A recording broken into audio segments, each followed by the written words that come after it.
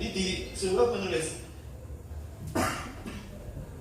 Pak, nanti di nilai Pak. Oh iya, itu dinilai. Pak, nanti dinilai Pak? Iya, dinilai. Dibiji. Jadi diberi nilai. Pak, nanti nilainya yang paling rendah berapa Pak? Bu, berapa Bu paling rendah nilainya? Berapa Bu? 7. Betul. Paling rendah 7. Dibuka, nilainya paling rendah 7. Anak belum tahu pun angka berapa. Pak, itu angka berapa kok seperti huruf V? Kalau orang Jawa, anak Jawa itu mengatakan, Pak, niku angka pinten Pak, kaya kukusan ngadeg. Ya, ustadznya tidak kehilangan akal, dibuatlah biar sampai tidak banyak tanya. 1, 2, 3, 4, 5, 6, 7. Nah, siapa dapat 7? Alhamdulillah saya dapat 7. Ditunjukkan kepada temannya juga sama-sama dapat 7. Ya karena paling rendah 7. Saya dapat 7. Alhamdulillah kamu dapat berapa? 7. Ngobrol.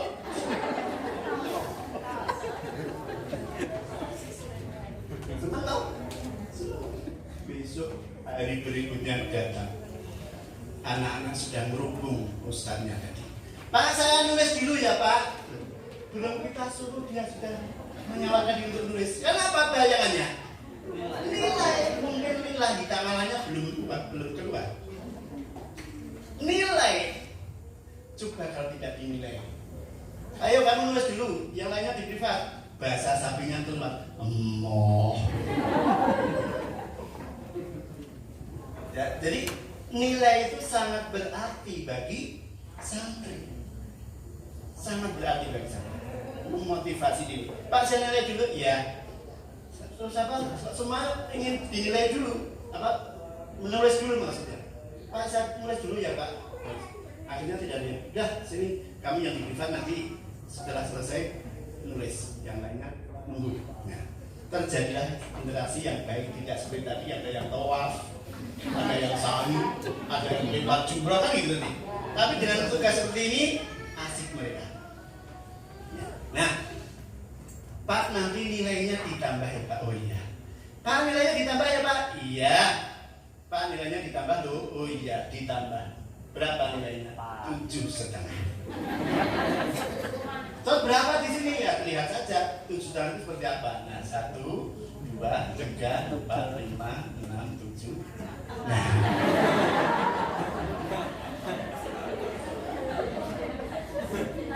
Disitulah terjadi sebuah generasi yang nyaman dan menyenangkan. Namanya sebuah taman.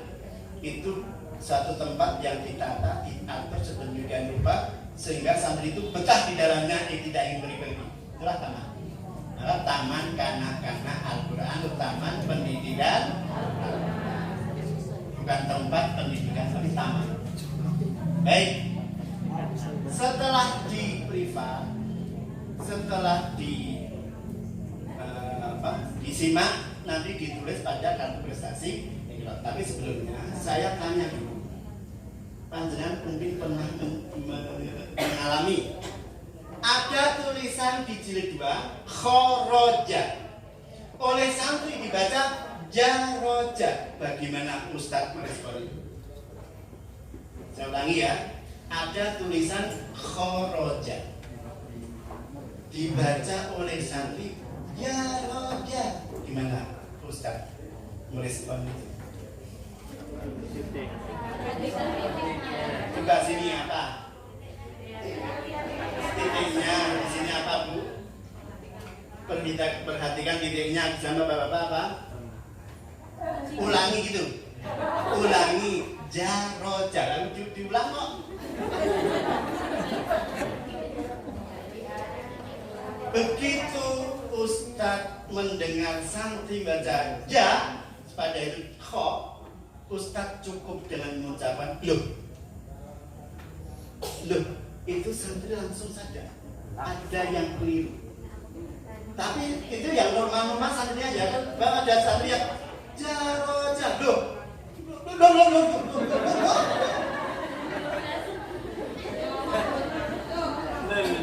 itu santri stop. Ada yang keliru. Berilah kesempatan pada santri untuk berpikir. Jangan tergesa. Itu kok gimana kau tengah? Tidak, tapi berilah kesempatan pada santri untuk berpikir. Karena itu sudah diajarkan sebelumnya. Ya, tulisan jarod, khoroja pasti ada sebelumnya huruf ja, bacaan ja, ha dan kho. Itu sudah di halaman berapa itu sudah. Begitu santri mengucapkan ja, Ustaz mengucapkan lu. Berpikir. Begitu berpikir dia menemukan kho. Apa ucapan Ustaz? Apa lagi? Sip, apa lagi? Jos, apa lagi? Mantap, apa lagi? Semua untuk saya tidak saya terima. Hah? Coba panjenengan ketika begitu berpikir, kemudian bertemu kho, saya hanya mengucapkan iya. Panjenengan rasanya seperti apa? Marah. Senang luar biasa. Senang luar biasa. Iya. Tersanjung tinggi-tinggi. Tapi kalau begitu mengucapkan kok tidak tadi? Itu malah sama dengan menyalahkan gitu. Menyalahkan gitu. Kok tidak tadi? Nah, anaknya kaget, terkejut, bisa. Ya, ini kenapa sama saya tekankan masalah ini? Ini juga akan berlaku sepanjang Iqra dan Al-Quran. Jadi pemberi kesempatan santri untuk berpikir akan tidak ketergantungan pada ustaz menjagai, menggantungkan nunggu didikte oleh ustaznya jangan sampai. Dan ustaz tidak boleh tergesa-gesa membunyikan bunyi yang sebenarnya. Tapi berilah kesempatan santri untuk berpikir. Tetapi kalau sudah terpaksa, ya lo, nah Pak, apa ya Pak? Apa ya Pak? Apa Pak? Apa Pak?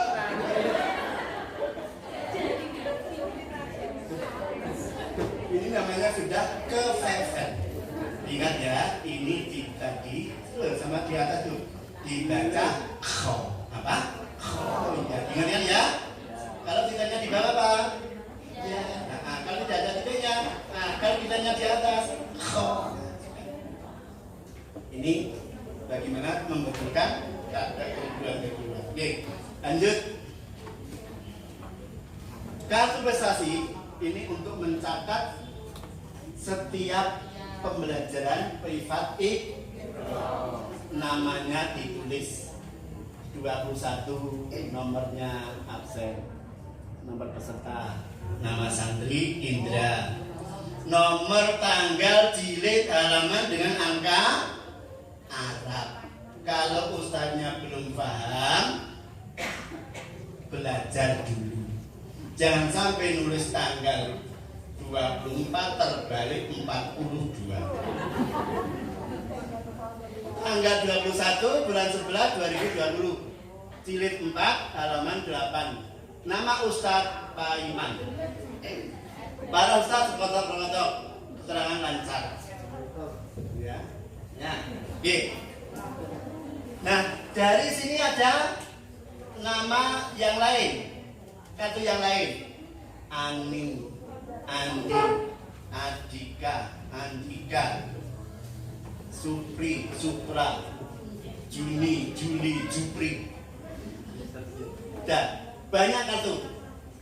Dari kartu ini dulu panjang di penataran dasar sudah diberikan bagaimana cara mengisinya kan? Ya. Sekarang panjang yang belum punya mungkin ini. Ini diakumulasi, direkap pada blanko yang namanya kenaikan jilid. Blanko kenaikan jilid Iqra terdiri nama santri, nomor nama santri, tanggal. Idrus itu mulai jilid 1 tanggal berapa? Para ustaz. Mulai jilid 2 tanggal berapa? Jilid 3 berapa? Sampai kemudian Al-Quran mulainya tanggal berapa? Berarti dia sudah selesai 6 jilid. Dari sini 12 santri ini akan diketahui siapa yang tercepat menyelesaikan Iqra 6 jilid. Pada akhir sana bisa menjadi apa? Bahan untuk memberi reward penghargaan lah santri yang terbaik. Siapa yang tercepat menyelesaikan 6 jilid? Adalah Andri bin Suroso. Beri hadiah untuk karena tercepat menyelesaikan Iqra 6 jilid. Ya. Nah, Bapak Ibu rahimahullah, tadi privat, sekarang klasikal. Kalau klasikal itu ini namanya klasikal, secara klasikal. Kalau privat satu ustaz, satu santri, namanya privat. Secara bergiliran ada berapa orang. Nah sekarang kalau klasikal, pengajaran Iqra melalui klasikal yang pertama penjajakan kemampuan. Jadi ketika santri mau belajar Iqra, membeli buku Iqra klasikal, didaftar dulu, dijajaki dulu dengan lembar penjajakan kolom jilid 1, kolom jilid 2, kolom jilid 3, kolom jilid 4 sampai kolom jilid 6. Kolom jilid 1 disuruh membaca. Ternyata bacaannya sudah tidak karuan. Berarti dia mulai jilid 1 lancar, temannya maju lagi. Tetapi di jilid 2 terbata-bata. Berarti dia mulai jilid 2. 1 bagus. Kolom jilid 2 bagus. Kolom jilid 3 terbata-bata. Berarti dia mulai jilid 3 dan seterusnya. Ini namanya penjajakan, tes penjajakan awal supaya diketahui, dicatat. Nah, maka Ustadz perlu peraga Iqra klasikal untuk mengenalkan setiap dan ajar di depan. Nanti ada pelajaran tersendiri di Mahir 2. Itu ada pelajaran tentang Iqra klasikal. Masing-masing santri baca buku Iqra klasikal. Jadi ini buku Iqra klasikalnya masing-masing santri punya, harus punya. Ustadz hanya 2 satu kelas, ustadznya 2. Kalau tadi kan yang privat satu ustadz mengajar 6 santri, sehingga kalau terdiri 24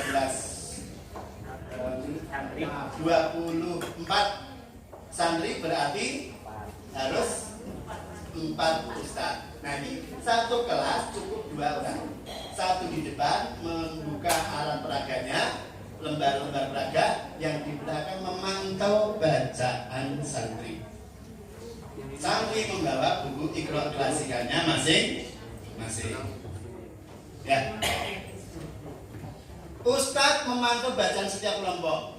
Nah, untuk memfasilitasi bacaan santri, Ustadz mengulang-ulang bacaan yang menjadi kekurangan santri. Jadi, baik privat maupun klasikal, panjenengan kalau melihat ada kekurangan santri dalam membunyikan, melafalkan huruf itu saja yang diulang-ulang yang menjadi kekurangan santri. Misalnya, santri tidak bisa membedakan antara sa dan sya, kemudian so. Itu aja yang diulang.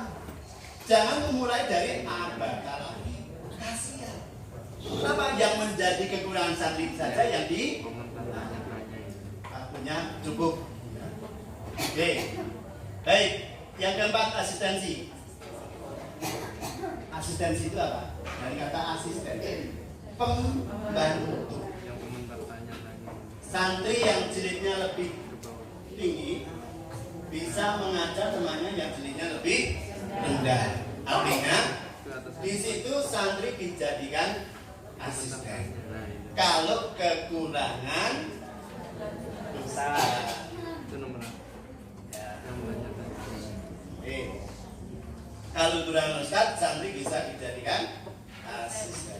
Baik. Kemudian yang kelima, modul. Apa modul itu, Pak? Keaktifan dan perhatian santri amat menentukan prestasi santri. Ya.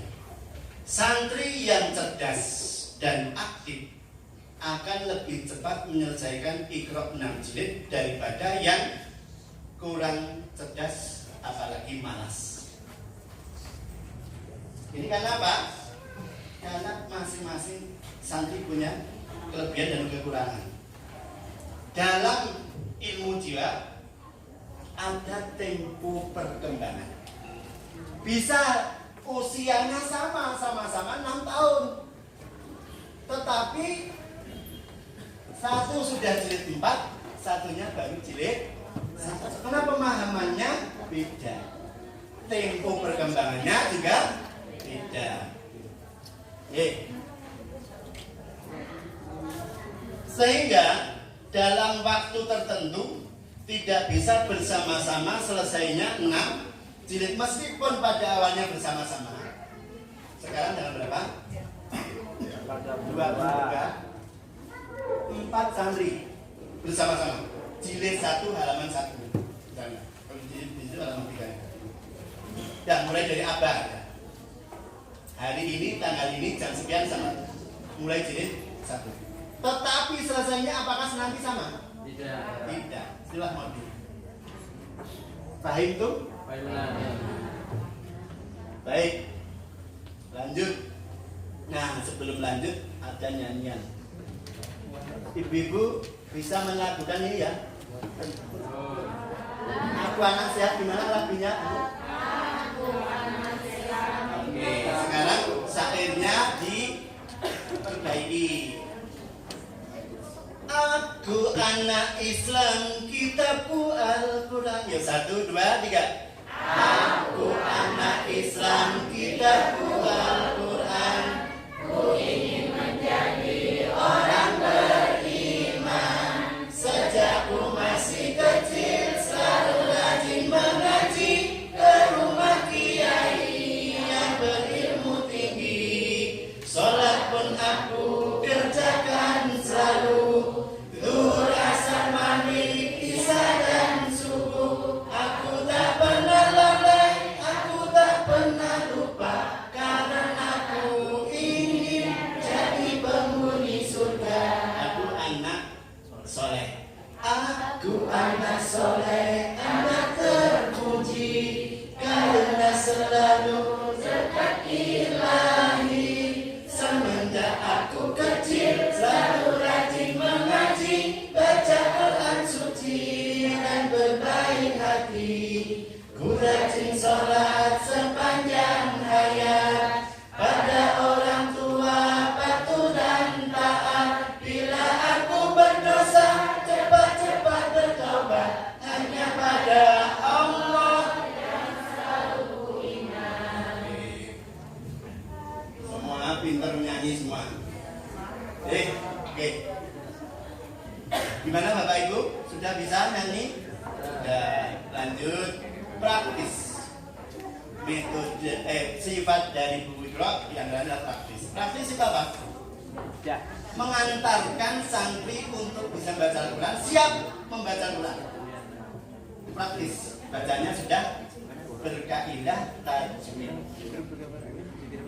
Sesuai dengan perkembangan. Kok sesuai dengan perkembangan jiwa anak gimana? Mulai dari hal yang mudah, dari yang abstrak menuju kepada yang konkret. Itu kan sesuai dengan perkembangan jiwa. Dari hal yang dia bayangkan sambil menemukan apa yang dia temui sesungguhnya. Dari mimpi menjadi kenyataan. Itu konkret. Jiwa anak seperti itu.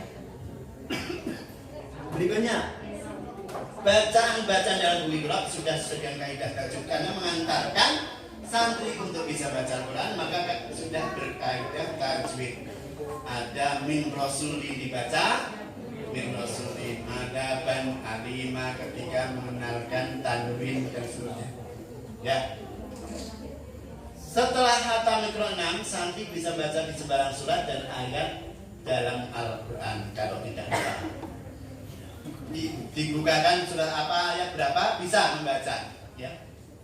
Ini kalau selesai 6 jilid. Baik. Sistematis. Apa sistematis? Buku Iqra disusun sedemikian rupa secara untuk tertentu. Tidak terjadi kesimpang siuran karena penyusunan yang tidak pas. Yang depan taruh tengah, yang tengah taruh belakang, yang belakang taruh depan. Nah, ini tidak kesimpang siuran. Seperti ini perlu ada di sini, perhatikan dalam buku penyusunan buku Iqra ini. Dimulai dari bacaan-bacaan yang mudah. Abadah jasa sampai jilid 3 itu mudah. Panjang pendek, gandeng dan sebagainya. Nanti masuk jilid 4 dari potongan-potongan ayat dan seterusnya. Tahapan-tahapan tersebut telah sesuai dengan daya tangkap dan perkembangan jiwa anak. Daya tangkapnya itu memang dari hal yang mudah-mudah. Perkembangan jiwa anak juga mulai dari hal yang mudah sampai pada bacaan-bacaan yang sempurna tadi. Ya. 8. Variatif. 8. Dari buku Iqra, dari penampilannya 1 sampai 6 itu sudah berbeda-beda. Jilid 1 sampulnya merah, jilid 2 hijau. Sehingga santri itu melihatnya apa? Serba baru. Variatif itu. Dilihatnya serba baru. Menurut ilmu jiwa bahwa hal-hal yang baru itu menarik sehingga menimbulkan gairah. Gairah di sini gairah untuk apa? Untuk belajar. Dengan begitu, kok jilid berapa itu kok hijau? Ternyata dia sudah jilid 2. Loh kok ganti sekarang ganti biru? Jilid berapa itu? Jilid 3. Ini serba baru. Ya. Oke. Menekankan pada perhatian dan selera anak yang cenderung selalu ingin berganti atau berubah. Dimulai dari warna sampul buku Iqra, penampilannya yang selalu berganti dan tidak akan sama dari jilid 1 sampai jilid 6. Yang ketiga, memberi kesempatan untuk pelajaran yang berganti-ganti dari satu jilid ke jilid lainnya dan dari satu ustadz ke ustadz lainnya. Jadi dalam memprivat ini tidak menuntut harus satu ustadz, bisa berganti. Tetapi panjenengan kan selalu ada improvisasi, betul ya? Ini loh cara mengajari, ternyata begini. Siapa menemukan cara begini ternyata efektif. Begini dan seterusnya. Bisa ditularkan kepada temannya. Sehingga santri tidak menggantungkan satu ustadz, tapi bisa diajar oleh ustadz yang lain. Oke. Variatif. Berikutnya komunikatif. Nah, komunikatif antara ustadz dengan santrinya, iya, karena privat. Komunikasi terjalin. Seperti adik, kakak, bapak, dan anak. Komunikatif. Ada yang geret-geret kerahnya ustadz. Ada yang karena balita itu minta dipangku ustadznya. Ada yang narik-narik lengannya ustadz. Ada yang mijit-mijit lengannya ustadz. Ada yang main-main jenggotnya ustadz. Nah, itulah anak. Dan itu menyenangkan ustadz, dan itu kalau begitu dekatnya komunikasi itu mudah untuk diarahkan, dibentuk, dibangun seperti apa. Oke. Tidak membebani pada dasarnya secara psikis karena dekat itu komunikasi. Beberapa halaman dalam buku Iqra terdapat lampu-lampu dan menggunakan bahasa Indonesia menyentuh. Ini komunikatif antara buku Iqra dengan orang yang belajar Iqra. Misalnya di situ ada lampu-lampu. Apa? Hati-hati, keliru panjang pendek, salah besar. Jika masih salah, ulang-ulangnya. Ada di buku Iqra? Ada. Banyak sekali.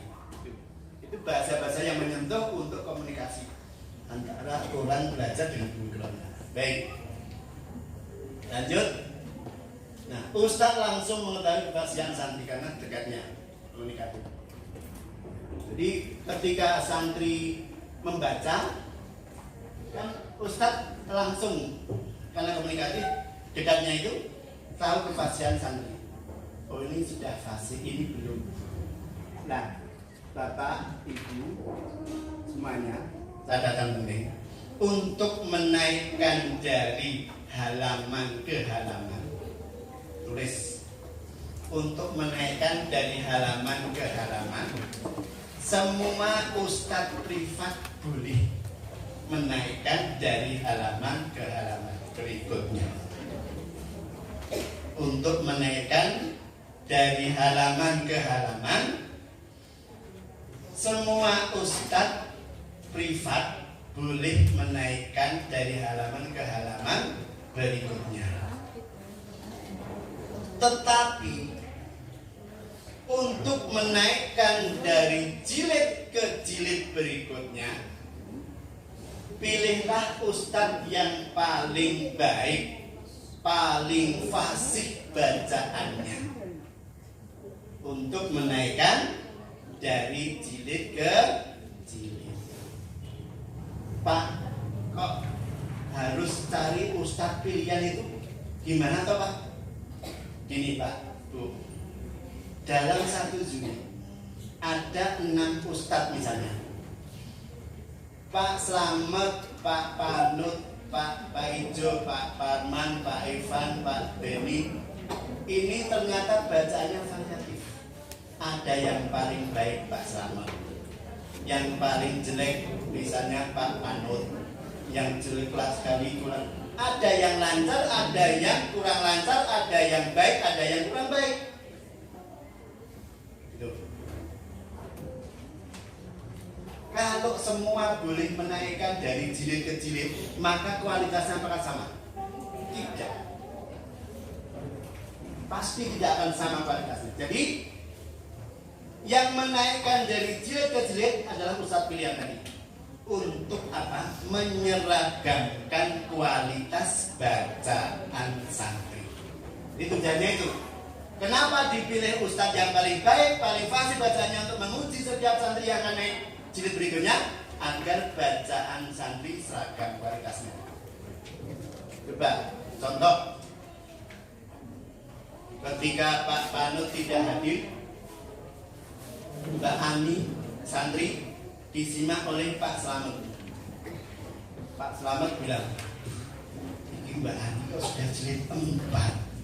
Padahal ketika di jilid 5 ini bacaannya panjang pendeknya tidak diperhatikan.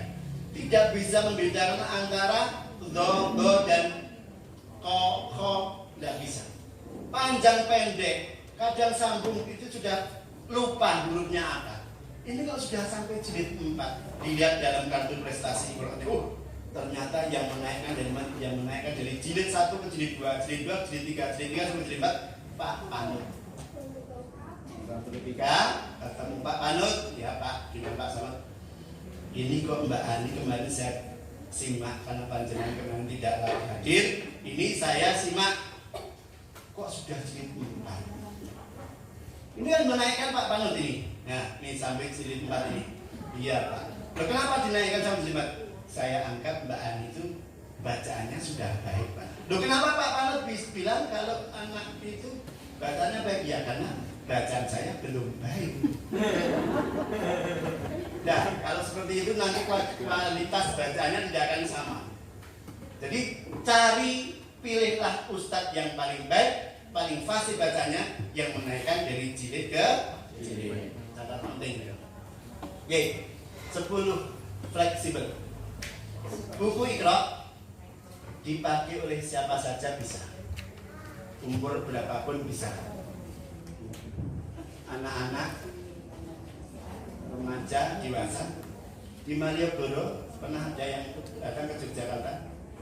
Ya, itu banyak tukang-tukang becak. Itu di sana terjadi pembelajaran buku Iqra saling simak-menyimak antara satu dengan yang lainnya. Ya, terjadi. Siapa jilid berapa? Jilid 3. Jenengan jilid berapa? Jilid 4. Siapa? Jilid 6. Nah, Yang jilid 2 bisa tangan jilid 4, jilid 6. Yang jilid 4 bisa menanyakan jilid 4. Sehingga terjadi. Nah, Bu Asmat Rumah yang menyusun Bu Wigro ini, istrinya, ini setiap akhir tahun mewisuda dulu ya, mewisuda tukang becak yang sudah selesai 6 jilid. Sudah kemudian sudah harulan, diwisuda, dikalungi sajadah, diberi sembako, Masya Allah. Itu tukang becak setiap Ramadan akhir itu dikumpulkan di Pak Asmat, Bu Asmat Umar, diberi sembako, diberi santunan itu sekaligus sebagai sudah yang sudah harulan. Jadi ya, alhamdulillah itu. Buku Iqra sesuai kebutuhan dan pengetahuan santri dalam proses pembelajaran. Buku Iqra bagi anak usia 4-6 tahun, tiap kali pertemuan 15-30 menit saja dapat menyelesaikan Iqra 6 juz dalam rata 3 bulan. Untuk usia remaja atau dewasa cukup 10-20 kali pertemuan.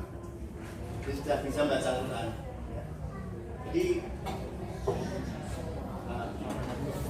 Jadi ini